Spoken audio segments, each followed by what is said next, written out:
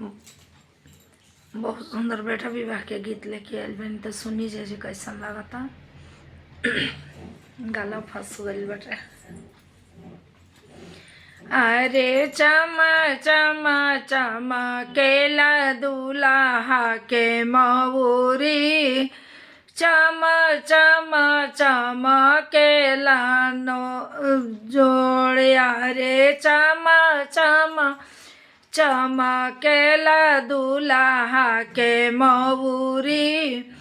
चमा चमा लरिया चमकेला बिजोड़िया रे, चमा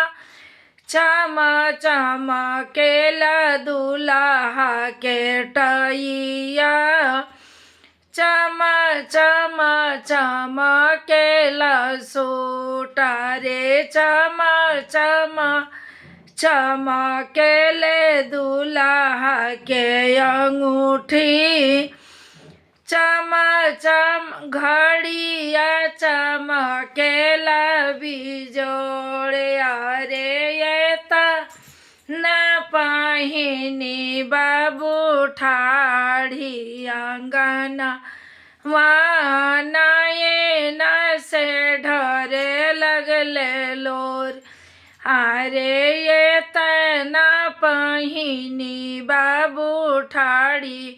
भले अंगनावा, नाये न से ढरे लगले लोरे, अरे घर में से निकले लिया हो आपनयाम, काहे बाबू नैना ढरे लोर, अरे घर में से निकले लिया हो आपन याम,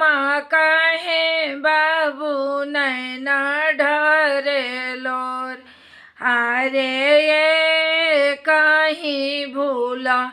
मम्मी पापा जी कहीं सेहरो नलयनी बेसाया रे, ये कहीं भूला मम्मी चाचा जी कहीं सेहरो नलयनी बेसा, अरे चुप हो खा बाबू हो सुंदर दुल्हा, पोछिला नये नावा के लोरा रे, अरे चुप हो खा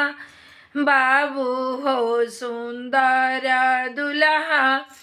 पोछिला नये नावा के लोर, अरे आवत होई है बाबू तो हर बहनोइया, मऊरी बेसही है जरूर, अरे वो बहनोइया बाबू मौली या के जामल मऊरी ले आई है बेसा, अरे वो बहनोइया बाबू दरजिया के जनमल सूटा वाली